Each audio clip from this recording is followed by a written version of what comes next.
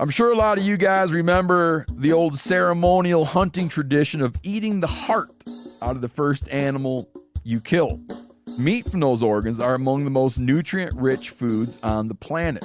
You can get those same benefits your ancestors craved via convenient daily capsules from Heart and Soil. Find out more at heartandsoil.co. And remember, use code MeatEater for 10% off your purchase.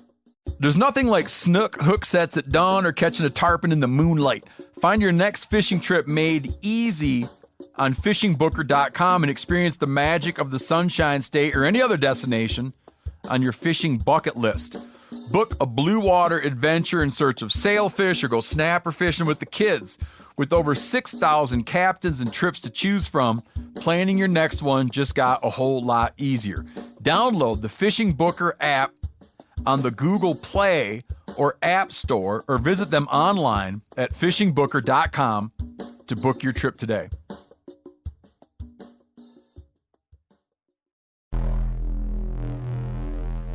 Welcome to the Wired to Hunt podcast, your home for deer hunting news, stories, and strategies. And now, your host, Mark Kenyon. Welcome to the Wired to Hunt podcast. I'm your host, Mark Kenyon, and this is episode number 320. And today on the show, we are here for another Rut Fresh Radio episode in which we're getting you intel from across the country on the latest deer activity, conditions that are impacting deer, and the tactics that are working right now.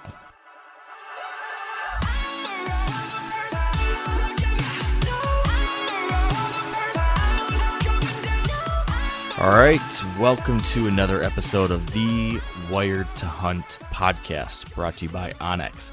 And we've got another one of our weekly Rut Fresh Radio episodes with myself and Spencer Newharth, in which we are talking about and hearing from a variety of hunters on the progress of the whitetail rut, on current deer activity, on how current conditions are impacting deer activity, and then what the heck we can be doing as hunters to try to fill a tag over the next 7 days. That is what we're doing here today. Spencer is the man, the myth, the legend who's chatting with all these hunters and getting that intel. What do we got this week, Spencer? Do we have something to look forward to? Yeah, it's exciting, but it's also kind of sad because I think these next couple episodes are going to be like the end of sort of the rut talk in our Rut Fresh Radio series.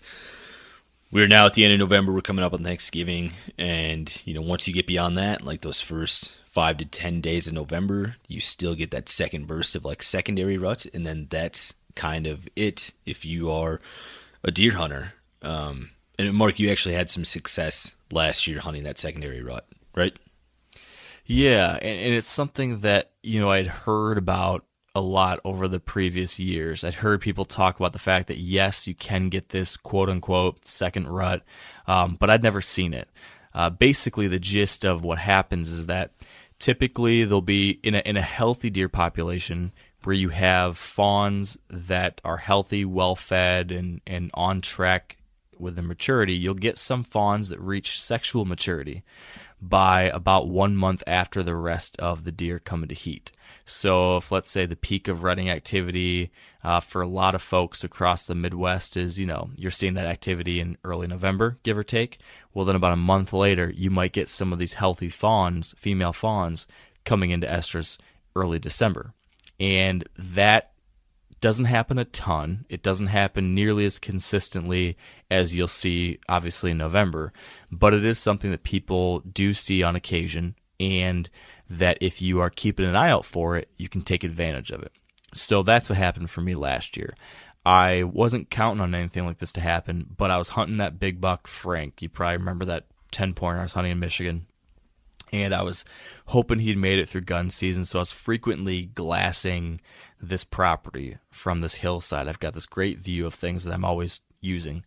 And I went out there one morning and was able to get an eye on this buck on the morning of, I think it was December 6th or December 7th, somewhere right in that ballpark. I saw him out there locked on a doe. And I saw other bucks circling around him, and they were trying to come in. He was running them off. and you could just see he even sparred with another buck for a little bit. You could just tell there was a hot doe. Like it looked like it was November 5th, but it was December 6th or 7th or whatever. So I saw that activity happening. I said, okay, I know what's going on. We just had a doe coming into heat. The second rut kind of situation is going on.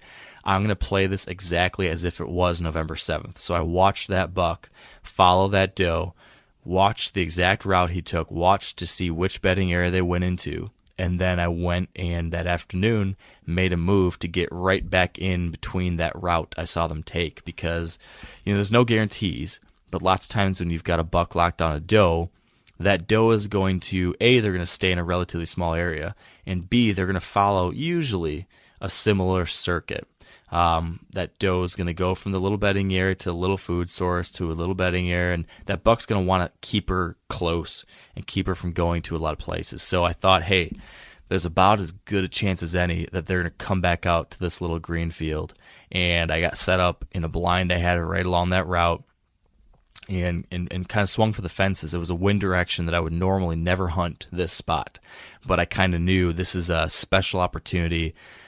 Gotta try, and I did it, and it worked out. That doe came out right towards last light, and the big boy was right behind her and got a crack at her. So that was a great example of why it pays to still be out there and paying attention here in early December. I'm not saying exactly that's going to happen, but I certainly will continue to keep an eye out for that kind of thing in the future. And if I see it again, you better believe I'm going to get after it. So yeah, second rut can certainly keep things interesting this time of year. Right, and you sort of touched on it at the beginning, but this is like one of those things in deer hunting that is often talked about more than it is experienced or seen, because it certainly does exist, but there's just less people in the woods at this time, and it's probably like a more localized thing. With that said, though, absolutely, I think if there is a year to experience a secondary rut, that this is going to be it. And I say that this is completely anecdotal, but thinking back to when peak rutting would be taking place in most of the Midwest like 2 weeks ago, a lot of the areas still had a ton of standing corn, and if you're a bow hunter, you know this, that standing corn can like really put a damper on your sightings in early and mid-November, because those deer will hang out in the standing corn and you just don't know about it. And I think that would potentially leave some does get unbred. I think another part of the standing corn thing is that in a lot of states it's still up right now, and that probably saved some bucks during gun season as well. So you're coming into early December with more does that were unbred during the regular rut because of standing corn, and you're coming into early December with more bucks that weren't killed by hunters because of standing corn. And that's completely anecdotal, but that's something that would make me optimistic if I was trying to kill a buck in these next 2 weeks. Yeah, I definitely think that standing corn for a lot of people probably will have an impact. I'm certainly hoping that one that you mentioned on the in regards to just more bucks making it through. I think that's the case in a lot of places. So the corn on one of my Michigan farms just came down last week. I guess we talked about that last week on Rut Fresh Radio. As we were recording it, I think the night before, the corn had started to come down, and then over the next day and a half, it came all the way down. So I know a few bucks that I was after, including the one buck I'm really after. He made it through the opening weekend, at least, of gun season, maybe in part because that corn was up all around. So yeah, I think things are lining up for a good December, especially if you have good food in your area. Now, this is an interesting counterpoint to what you're saying. As we know, as you get into December and the late season, food is so important to focusing where deer are, because food becomes increasingly more rare of a commodity, right? As crops have gone out, natural vegetation is losing some of its quality and nutrition. So if you have a food plot, or if you have a cornfield or a soybean field or whatever it might be, oftentimes that's going to be where deer are at. But this year, a lot of farmers didn't get crops in. There was a lot more fallow fields this year than I've ever seen before, at least in my area, and hearing from other folks across the country. So I'm also thinking there's going to be some people, it's going to be feast or famine, I guess. If you've got the food, it's probably going to be better than ever, because there's going to be less food elsewhere. So they're going to be focused on yours. If you don't have the food because of, the wet spring and farmers not being able to get stuff in, you might suffer. So it's going to be interesting to hear what kind of reports we get over the next month because of that. Yeah, and besides our reports this week, you're going to hear from Kevin Vistisen in Michigan from the Deer Hunter podcast. And then from Wild Carrot Deer Attracted in Tennessee, we talked to Josh Smith, and then Tim Biebel in Vermont from the Four Pointer. And then we talked to Bryce Lambley in Nebraska. Question for you. Mm-hmm. Do you have any more whitetail hunts coming up on your schedule? I've got one last hunt coming up here, whitetail buck hunt. I have like a B tag in Montana, which will allow me to shoot an antlerless whitetail, but I don't really count that. But next week in December, I'm going to be heading to Nebraska, hunting some public land, and I'll be in an area where there is a mixture of mule deer and whitetail, and the tag is good for both, and it is an opportunistic freezer filling hunt. So it will be a whitetail hunt / mule deer hunt. And it'll be in some cool country. Yeah, I'm jealous. I know we talked in the past. I was hoping to go on that trip, and it didn't end up working out my schedule. So I will be watching from afar and rooting you on. So bring back a good story for us next week, would you? I'll do that. All right, we'll talk to you next week, Mark. Thanks, Spencer. Now, a lot of you guys are familiar with the old hunting tradition of eating, some organ, the heart or a chunk of liver, off the first animal you kill. I had that when I was a little kid, and it was a big deal.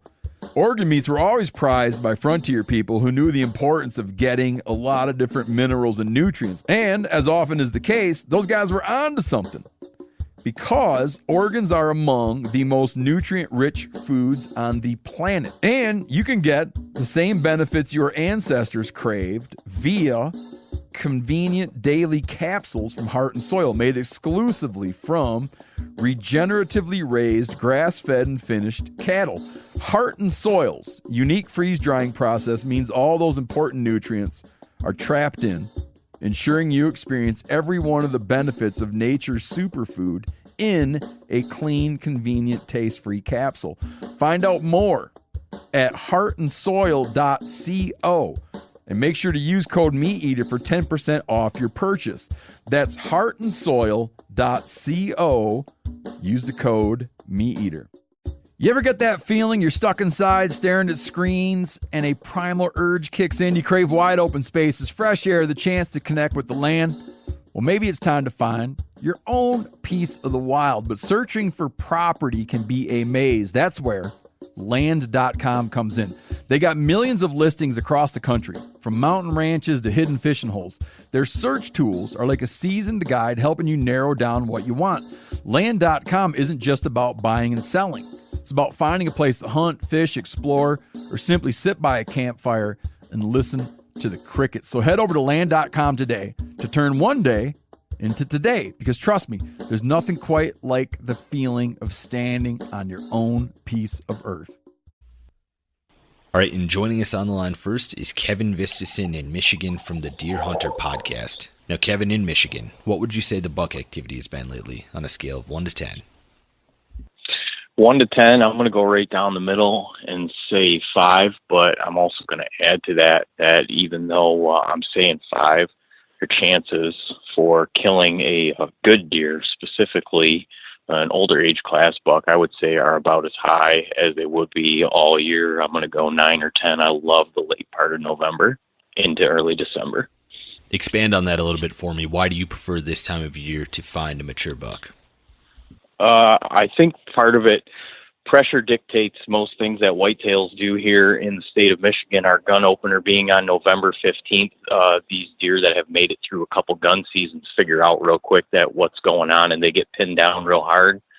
And from the trail cameras that I've ran over the course of the last 5-6 years, I just see this window around Thanksgiving, big deer on their feet in daylight. And I think it has to do with the fact that they recognize people go hard the first couple days of gun season, maybe the first week, and a lot of people have either gotten their deer and are out of the woods, or really have just lost motivation to go out deer hunting in the woods. Gets emptied out pretty quickly, and I think the deer recognize that, and I think there's still good opportunity for deer to do breeding through the later part of November. And I just absolutely love this time of year. So what is your strategy then for, say, this Thanksgiving weekend when you're trying to find one of these mature bucks on their feet? It's time in the stand. It really, that's what it comes down to. There's no real magic recipe. It's very spontaneous from what I said. A lot of this comes from, like I said, hard data from running cameras and seeing deer on their feet, big deer in daylight. And there's really no rhyme or reason or way to predict it if it's going to be Tuesday, Wednesday, or Thursday, and what time of the day. So my strategy is just seat time, and if the weather provides and it doesn't chase you out of the woods, it's a beautiful time to be sitting out there. And I think that's what it really comes down to, is just putting the hours in at this point. And a lot of people really, myself included, struggle after the opener gun season to find the ambition to do that, I think. This coming weekend, then, are you going to be hunting traditional rut setups like pinch points at funnels, or do you have a different strategy for late November? Tight cover, heavy stem count. I'm avoiding anything open fields, open timber. The deer have definitely been concentrated into secure bedding. That's the one other great thing about this time of year, is that bigger deer, specifically that have made it through a couple gun seasons, know the safe places to go. They know places that people haven't been hunting over the course of the last 6 weeks. And if you can scout and find those places, or if you know those places from years past, those deer are pinched into those places, and it makes it relatively easy to find a congregation of deer, and that's where they will be. I will be hunting heavy cover, bedding, food sources. Acorns are still, I can't believe how many acorns there were on the ground this year, and still are. I think there's going to be a lot of acorns that are going to return to soil here over the course of the winter and spring. I don't think the deer are going to be able to even eat them over the course of the winter. There's so many of them still on the ground. Besides acorns, are there any other food sources that hunters should be looking for in late November? Big woods, natural browse, cuts. I like those cuts that are, 2 to 3 years old. The cuts that are a year old, the deer definitely, they prefer those, so they get hit the heaviest through the early part of the fall. The cuts that are 2 to 3 years old, the new growth doesn't have as much dense nutrition, and the deer will leave those for last. So if you can find a cut that was done, 2, 3, even 4 years ago, there's still going to be good food for them there. And as far as agricultural goes, obviously corn stubble that's left on the ground. I've really never had any success hunting over beans, dry beans here in the state of Michigan. They're gold when they're green, but brown beans here in this state, I think that most deer know it's a recipe for disaster for them to step out in those during daylight, so I avoid that. When you get this little burst in movement around Thanksgiving, do you also notice some fresh sign being made? I'll say that for whatever reason, rubs in the bedding areas stay hot and maybe even accelerate a little bit. And I think part of that might be these deer that are pushed into these areas are a little frustrated that they don't feel safe traveling outside of them, and they lay a lot of sign down. Like I said, these deer get pushed into safe areas and they get congregated into tight spaces, and it could be just that these bucks are in close proximity to each other. But yeah, I see scrapes pretty much get abandoned, but a ton of rubs, and that is really, really what I'm focusing on this time of year. If I can find good dense cover with some fresh heavy rubs, is a good indicator to me that there is bucks that are actively using that cover. Going forward then in this next week or so, what do you think that buck activity is going to be on a scale of 1 to 10 in Michigan? I think it's probably going to stay right around the 5 or the 6 as far as activity goes, daylight activity. These deer will still be doing a lot of their breeding, and they're running around under the cover of darkness. But like I said, I feel that there's still a very good percentage of chance that if you're willing to put the time in the seat, that this time of year even more so than, peak rut around the middle of November is your best chance to capitalize on putting a good deer down. So, I guess I struggle to answer that. The actual physical deer activity that you're going to see is going to be relatively low. Like I said, maybe a 5 or a 6, but the chances of seeing a good deer are about as high as they get, a 9 or a 10. All right, Kevin, awesome info. Good luck this weekend, and thanks for joining me. Thanks, Spencer. All right, and joining us on the line next is Josh Smith in Tennessee from Wild Current Deer Jacket. Now, Josh, in Tennessee, what would you say the buck activity has been lately on a scale of 1 to 10? I think we're on a 7 out of 10. We are just kind of warming up for peak rut. Mature bucks are starting to fall. Some of my family members have been real successful over this past weekend. I think that activity would be a little higher, but we've had a little bit unseasonably warm temperatures. We've been in the low 60s, which is, I think, putting a little bit of a damper on things, but rut activities is picking up pretty good. So I'm looking forward to spending some more time in the woods this week. So would you normally expect to be seeing some post-rut activity right now? No, I think we're on par as far as our usual schedule. We get pretty hot right before Thanksgiving. And Thanksgiving's a little late this year, so I think we're right on schedule. We're pretty darn close to it. I think that it's just a little warm, and whether or not there's any truth to it, I prefer to be out when it's cold. I think activity's a little better when it's cold and deer are up and moving a little better. Tennessee's gun opener happened about a week ago now. What is your strategy when you're playing off of that gun pressure going into this weekend? Honestly, I like to do a little still hunting. I think, when pressure's high, people are kicking stuff up, and I don't like to sit still too awful much. I like to be on the move a little bit, stick to ridges, and kind of just cruise those ridges where I expect traffic to be, like saddles. Anywhere I can find a good saddle on the map, I'm looking for that, and trying to see if I can be successful hunting that as a funnel. Are there any food sources this time of year that you key in on in Tennessee? Yeah, we had a pretty good mass crop this year, so still quite a bit of acorns on the ground. So that's kind of an unchanging thing for me. Not a lot of ag where I'm hunting here, so acorns are key, and I'm still paying attention to those pretty well. As a scent company, I assume that you have a strategy for using urine in late November. What's your strategy this time of year? Well, I'm obviously using doe estrus, and I like to use our rut and buck as well. With this rut activity, we're seeing a little bit of scrape action still, and quite a bit of rubbing going on right now too. And I like to set up my mock scrapes and visit those when I'm doing my still hunt. And I'll use doe estrus. I use it as a drag as well when I'm stand hunting, but more just as a scrape tool when I'm still hunting. You said you're seeing some fresh sign. Does that mean that most of your cameras are still on scrapes? Yeah, they are. We like to run them, and we check them frequently. And when activity starts to taper a little bit, we'll move them to traffic areas instead of scrapes. But right now, they're sticking tight to scrapes. Do you follow the moon phases at all this time of year? I do. Tonight, actually, we've got a new moon. So I'm thinking activity is going to be good. I've always hunted the moon, just kind of as growing up that way. It's part of what we do. You said that you've been seeing a lot more mature buck movement lately, but does that mean you're seeing some midday movement as well?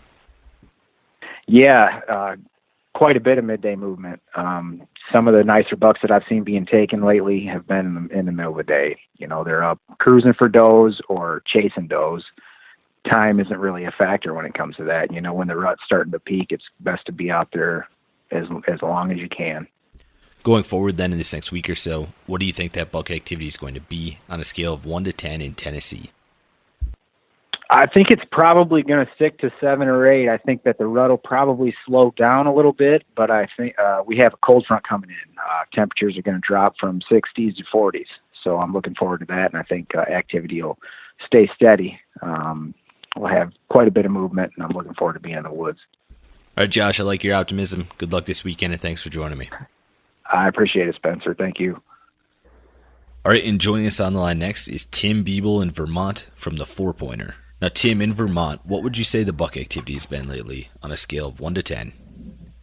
I'm going to give it a 6 to a 7 right now. I think I've definitely seen some chasing. Bucks are with does or looking for them. They're past the time of year when they're really scraping hard and wandering around. But right now, I'm pretty sure they're with does. Peak breeding in Vermont is always in right around the 24th. So that is the phase that we're in right now. Are there any specific food sources that hunters should be focused on right now? Yeah, my answer to that is the hunters need to know what food source is in there. I've been sitting near oaks. I was out yesterday morning after a fresh snowfall, and the deer were already into the oaks, digging under the trees, so in the leaves for the oaks, the acorns. So me, it's oaks. That's where it is. That's where they're feeding right now, so that's where I'm spending most of my time. And that's also, a lot of the oaks where I'm at are also in travel corridors where I would expect to see deer wandering throughout the day. So that's kind of a win-win. If you can find a travel corridor with a food source, that's where I'd be spending my time. You mentioned that this is historically right around the date of peak rut. What is your strategy then during peak rut and then that lockdown period? Well, around here, I mean, probably a lot of areas that I think the biggest factor into being a successful hunter is being able to put in a good amount of time. A lot of areas around Vermont are very sparse with their deer numbers. Other areas are pretty populated, but where I'm at a lot of time, it's pretty sparse. So I just got to put in time, and a lot of hunters do. It's a perseverance game. You just got to be there. So again, I'm focused on the travel corridors where there are some food sources where I know the does are going to be coming through. And in the past, the times that I've been successful, there's been a buck on the heels of a doe. And so that's my suggestion right there. Gun openers in the Northeast have been open for a little while now. What is your strategy when you're trying to plan for some of that gun hunting pressure? Yeah. Gun hunting pressure is pretty intense the first, week or two, especially on the first weekends.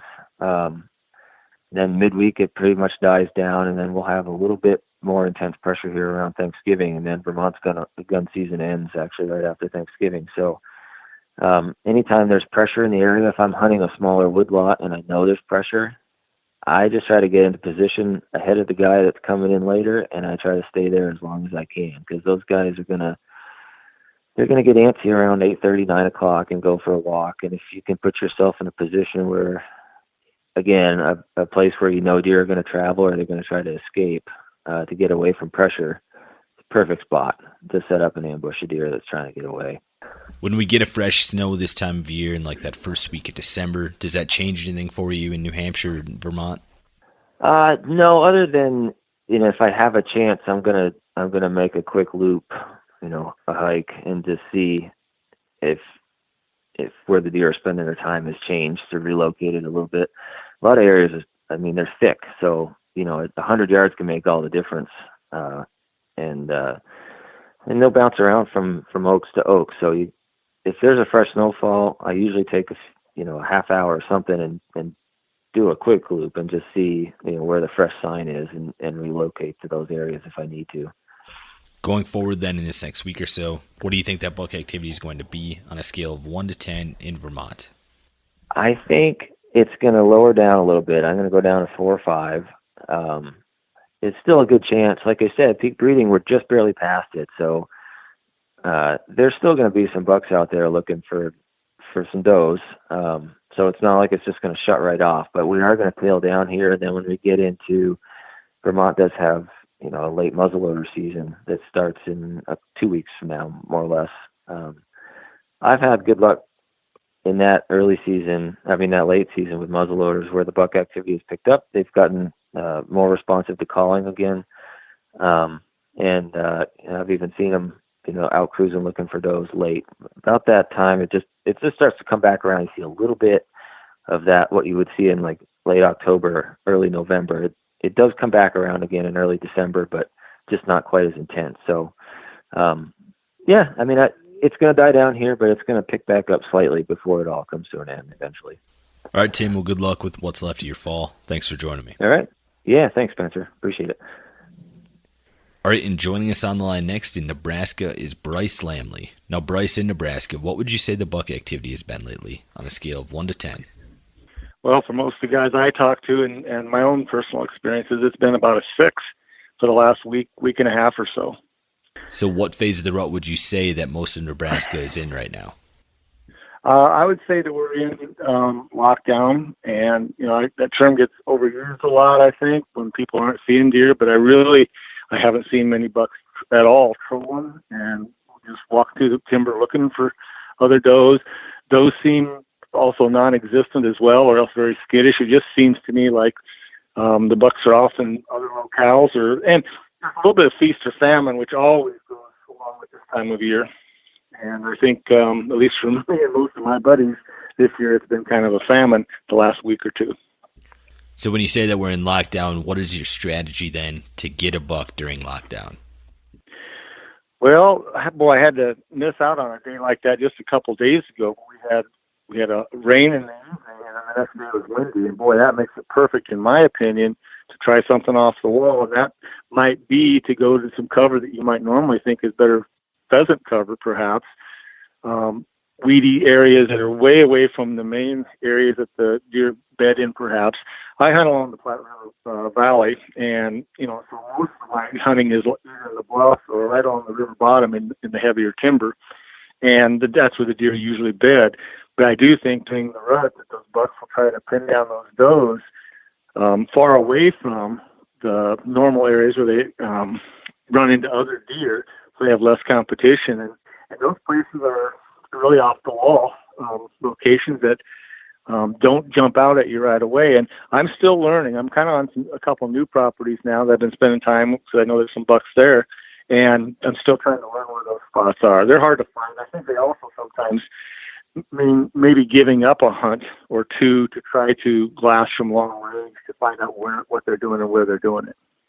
As we get into post-rut here around Thanksgiving, what is going to be your strategy then? It just seems to me that a lot of the deer, especially the does, are going to return more to their feeding patterns. The bucks are still looking for them. And honestly, in the past several years, any indication, I've had as good a luck in late November and really early December as I do late October and early November. And so a lot of times what I'll try to do is get in kind of that area between the bedding and the feeding like you normally would, but also using the wind, keeping the wind in mind, where it seems like maybe on the north edge of a timber with a south wind, those bucks might cruise that north edge trying to pick up does they're heading out to feed. And so I kind of returned to that strategy a little bit. I personally like that time of year better than the middle of November. Maybe that's just my own preferences, or maybe it's my own shortcomings about middle of November. But guys shouldn't give it up just yet. I think that some of the best stuff is still to come. A lot of the country is getting some snow here over these next couple of days. As somebody who hunts from the ground a lot, how does that change things for you? Well, for me, I think it actually opens up a couple of new options. One, hunting from the ground with snow camouflage for some, or like Optifade 2 from Sitka is a great snow camo as well. Deer look right through that a lot of times, and so I do think it gives you opportunities to hunt at places where you normally haven't been able to hunt, perhaps. And that also includes the second part of that is skinny trees on cloudy days. You can get by with those same camouflage I just mentioned, and trees you couldn't get by with on other days, especially when there wasn't snow cover. And so I do think it maybe gives you some options in areas that you have overlooked before, or just said you couldn't do it. You mentioned before that during post-rut you look for does returning to food sources. What are those food sources that you're focused on this time of year? In Nebraska, where I hunt, it's mostly corn and beans. It does seem like beans, they kind of go out of favor for a while. It seems like this time of year, beans kind of come back into favor. Now, around here, most of the beans are harvested and so forth, but if anybody's got standing beans, I think that's your number one magnet. Then standing corn, of course, is a second, because you've got the extra cover it also provides, I think. Going forward then in this next week or so, what do you think that buck activity is going to be on a scale of 1 to 10 in Nebraska? Well, I'm kind of optimistic, because it seems like I always see a bump in that type of activity, and that includes reopening some scrapes and stuff like that. And so I'm going to say an 8 for the next couple of weeks. All right, Bryce, well, good luck. Thanks for joining me. Yep, you appreciate it. Thank you, Spencer. And that concludes this week's episode of Rut Fresh Radio. Thanks to Kevin, Josh, Tim, and Bryce for joining me, and thank you guys for listening. I hope everybody has a chance to get out here and hunt over the holidays. I'm sure a lot of you guys remember the old ceremonial hunting tradition of eating the heart out of the first animal you kill. Meat from those organs are among the most nutrient-rich foods on the planet. You can get those same benefits your ancestors craved via convenient daily capsules from Heart and Soil. Find out more at heartandsoil.co. And remember, use code MeatEater for 10% off your purchase.